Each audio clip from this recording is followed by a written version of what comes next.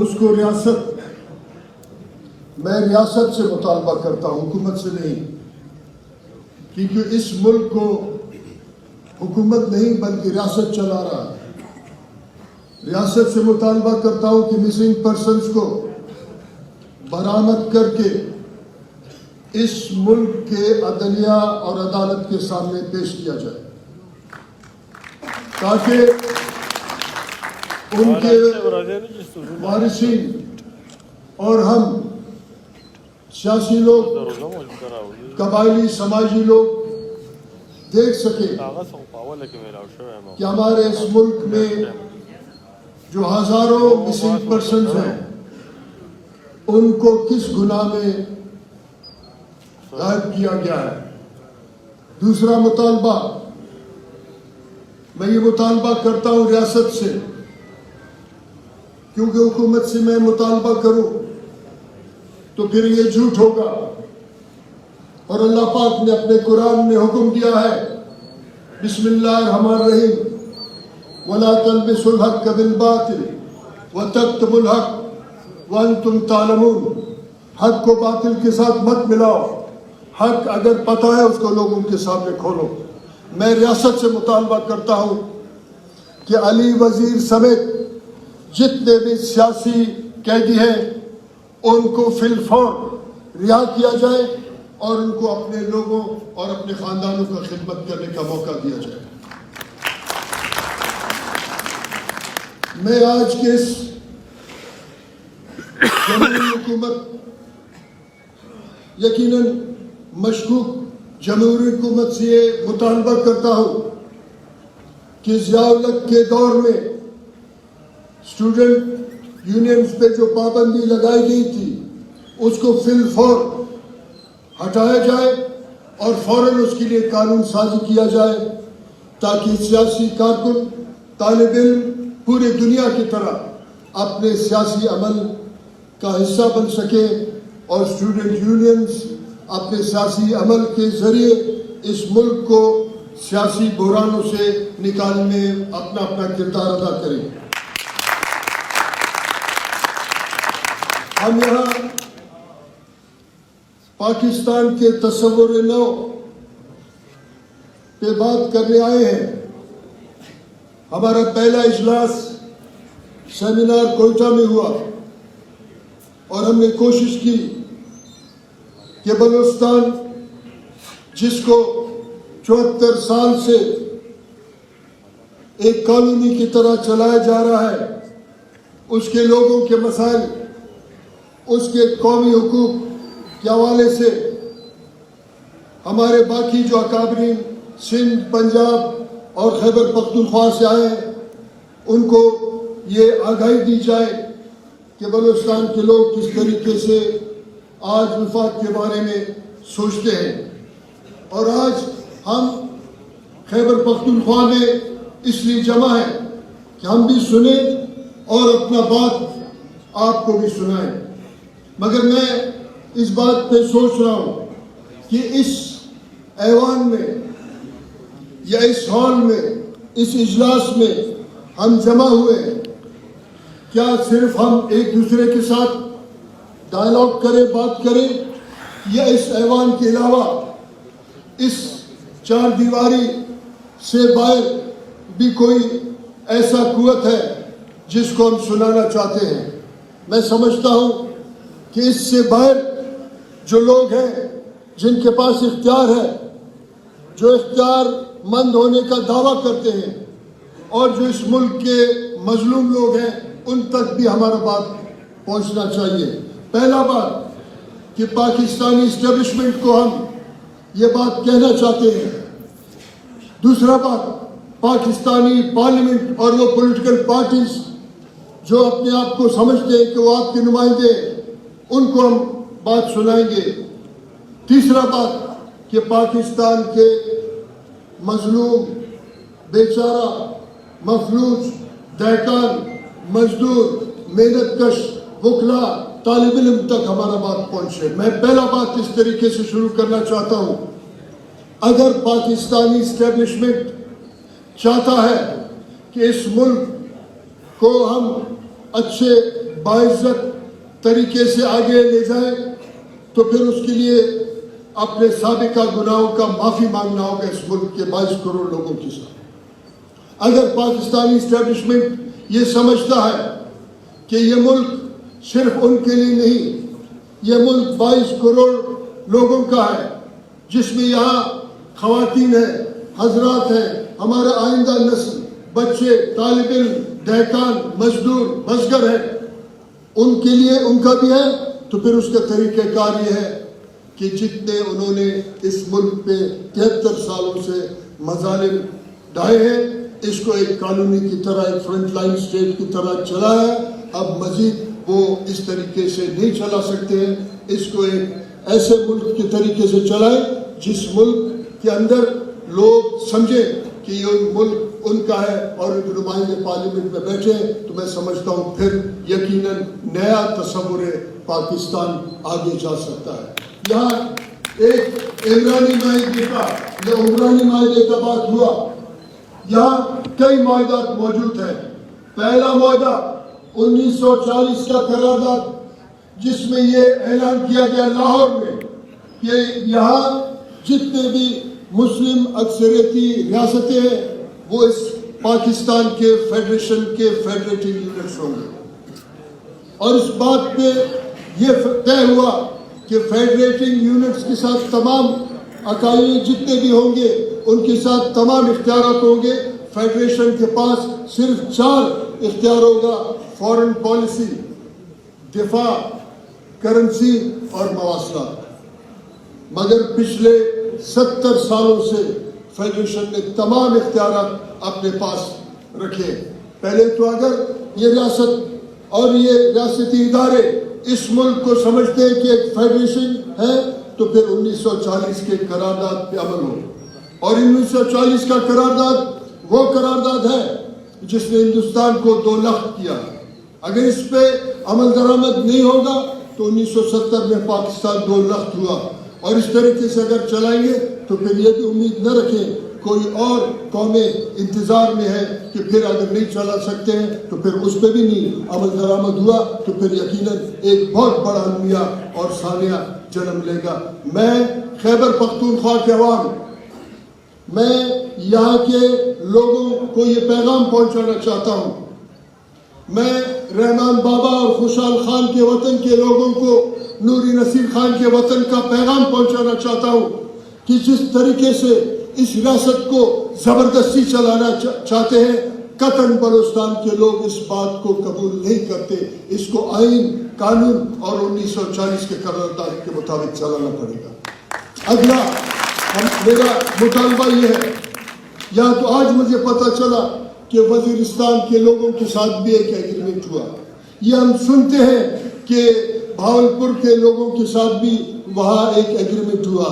ہم نے یہ سنا کہ خیرپور سندھ کے امیروں کے ساتھ بھی ایک ایگریمنٹ ہوا. ان کا بھی ہم سنتے ہیں کہ وہ انہوں نے کبھی ان پہ عمل درآمد ہوا.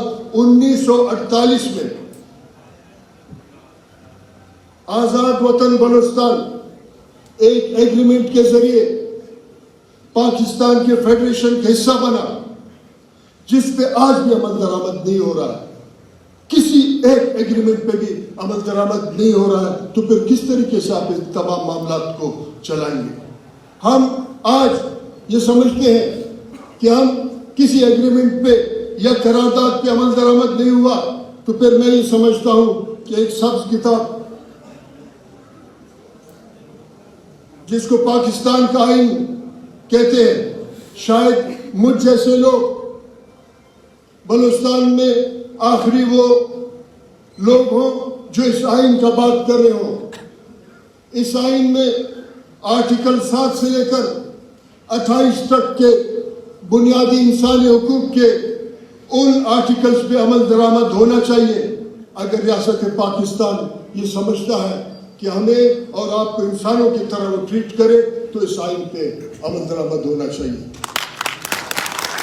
میں مطالبہ کرتا ہوں اس ریاست سے، یقیناً مجھے یہ اس بات پہ یقین ہے، میں وثوق سے کہتا ہوں کہ اس آئین سے بھی ابھی ان کو نفرت ہے.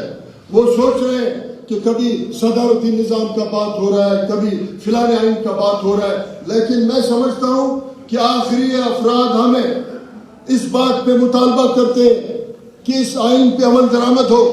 جب ہم 2010 میں اس آئین پہ دستخط کر رہے تھے, میں بھی اس کمیٹی کا ایک ممبر تھا. خوش قسمتی یا بد قسمتی, میرا بھی تصویر پاکستان کے اس پارلیمنٹ میں لگا ہے, اس کوریڈور میں جس نے آپ کے لیے 18ویں ترمیم اور پاکستان کے آئین کو ریوزٹ کیا.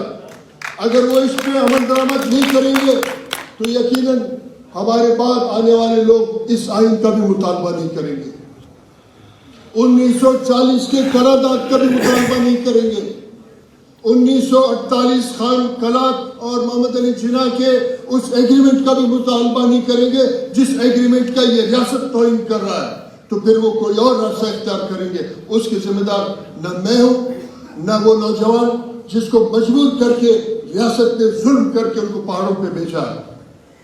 آج اس پہ مذاکرہ. بات یہ ہے کہ پھر ہوا یہ کہ جب ہم نے اس آئین پہ دستخط کی, جس دن دستخط ہو رہے تھے تمام پاکستانی میڈیا ایک شادی شدہ کرکٹ والے جوڑے کو مکمل دکھا رہا تھا, مگر جہاں آپ کی زندگیوں کا فیصلہ ہو رہا تھا اس پہ تھوڑا بھی توجہ نہیں دی. اس کا مطلب ہے کہ اس تمام معاملات پہ کو روکنے, اس کو چھپانے کے لیے ایک قوت ایسا ہے کہ جو نہیں چاہتا ہے کہ یہ ملک آئین اور قانون کے مطابق چلے. تو یقیناً جب ہمارا دستخط ہو رہا تھا اسی وقت بھی بلوچستان میں آئین کی پامالی ہو رہی تھی, انسانی حقوق کی پامالی ہو رہے تھے, لوگ مسنگز ہو رہے تھے, لوگوں کو اٹھا کے ان کے مخ شدہ لاشیں پھینک رہی تھی.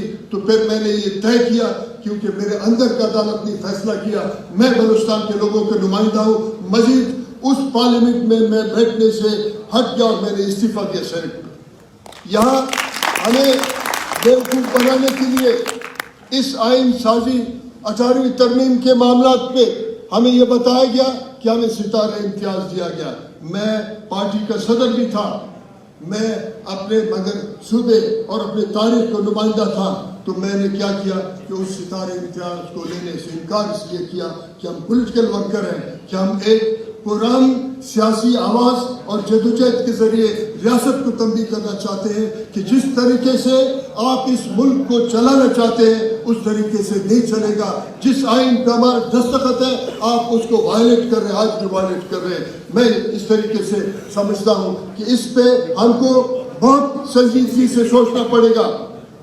آج ہمارے ملک صاحب نے کہا, ملک صاحب نے جو خان مرجان صاحب نے کہا کہ پھر فاٹا کے لوگوں کے لیے پھر کوئی اور راستہ بنتا ہے. یقیناً جن لوگوں کو مجبور کر کے ریاست نے انسانی حقوق کے پامالی کی, ان کے روزگار چھینے, ان کے حقوق چھینے, ان کے ماؤں بہنوں اور کو دربدر کیا, تو پھر وہ لوگ آج بھی چلے گئے, انہوں نے وہ راستہ چنا ہے. مگر ہم کوشش یہ کر رہے ہیں کہ آج ایک پرام ذریعے سے اس وفاق کو ایک حقیقی معنوں میں وفاق بنا کے ہم اس ملک کو وفاقی طریقے سے چلائیں, تاکہ جو لوگ ناراض ہو گئے ایک دن نہ ایک دن ہم اپنے بھائیوں کے سر پہ ہاتھ پھیر کے واپس آئیں گے. دوسرا آواز, یہاں ایک پارلیمنٹ ہے,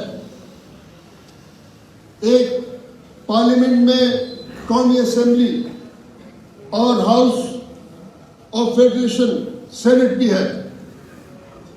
میں اس پارلیمنٹ سے مطالبہ کرتا ہوں, اگر وہ سمجھتا ہے کہ اس ملک کے عوام کا نمائندہ ہے, وہ کسی بڑے بوٹ والوں کا نمائندہ نہیں, تو ان کو چاہیے اپنے آزادی کا ثبوت دینے کے لیے پاکستان کے اس آئین پہ عمل درآمد کرے جس پہ انسانی حقوق کے تمام آرٹیکلز ہیں. پاکستان کے اس آئین پہ پاکستان کے آج کا پارلیمنٹ عمل درآمد کرے جس میں صوبوں کے قومی حقوق کے آرٹیکلز ہیں, جن میں وسائل پہ اختیار کا حقوق ہے.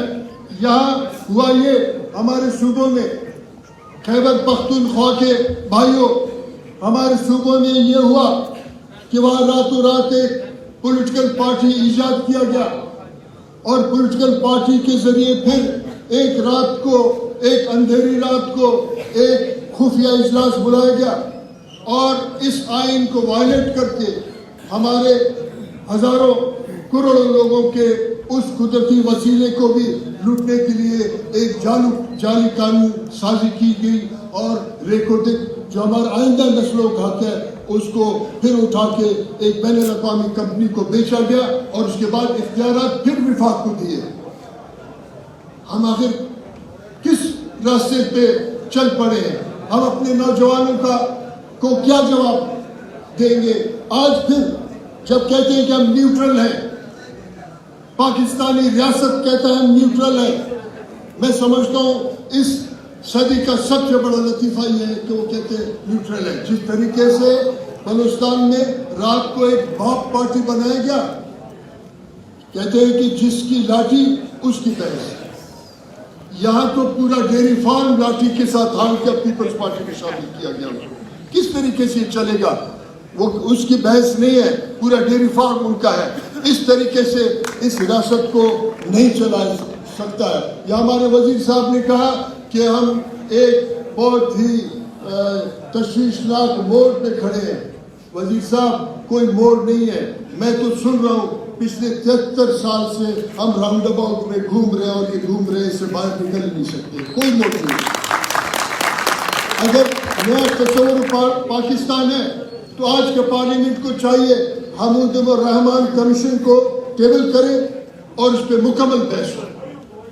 اگر نیا تصور پاکستان ہے اور پارلیمنٹ سمجھتا ہے کہ وہ آزاد اور خود مختار ہے، تو جب بے نظیر کو شہید کیا گیا، اس کے جو رپورٹ بین الاقوامی اداروں نے دیا جس کو آج تک اس پہ بحث نہیں ہوا، اس کو لا کے پارلیمنٹ میں اس پہ بحث کیا جائے.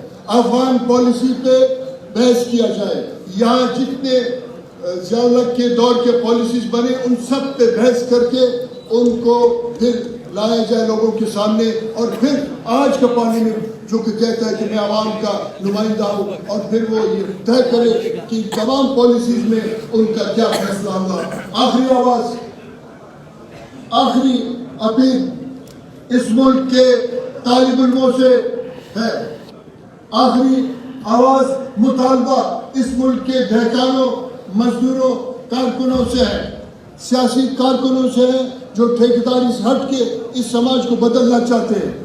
آخری مطالبہ اس ملک کے چرواہوں سے ہے، آخری مطالبہ وکلا سے ہے کہ اگر وہی سمجھتے ہیں اس طریقے سے اس ملک کو آج کا یہ مفلوج پارلیمنٹ چلا رہا ہے، تو پھر وہ اپنے پارٹیوں سے مطالبہ کرے کہ وہ اس ملک کو کیا ایک جمہوری ملک بنانا چاہتے ہیں یا سامراجی امریکہ کے سیٹلائٹ کے طریقے سے چلانا چاہتے ہیں. اگر ان کے پولیٹیکل پارٹیز ان کے طریقے کو اس طریقے سے چلائیں تو سیاسی کارکن کو، دہقانوں کو، مزدوروں کو، محنت کشوں کو، وکلاء کو چاہیے کہ اپنے پھر پولیٹیکل پارٹیوں کے گریبانوں میں پکڑے اور ان کو باہر نکالے اور ان کو کہے کہ آپ اس پارلیمنٹ کو چلانے کی حیثیت نہیں رکھتے ہیں. نئے تصور پاکستان اس وقت ہوگا کہ جہاں پارلیمنٹ کی بالادستی ہوگی، جہاں آئین کو لوگ عمل کریں گے، جہاں پاکستان کا سپریم کورٹ پاکستانی پارلیمنٹ کو اسٹے پہ نہیں چلائے گا، تو پھر ہم سمجھیں گے کہ صوبوں کے حقوق بھی مل سکتے ہیں، عام لوگوں کے ووٹ کا تقدس بھی پامال نہیں ہوگا اور ہم ایک نئے پاکستان کی طرف جا سکتے ہیں. میں آپ سب بھائیوں کا مشکور ہوں اور تشکر کرتا ہوں کہ آپ نے میرے تعلق سے سنا. بہت شکریہ.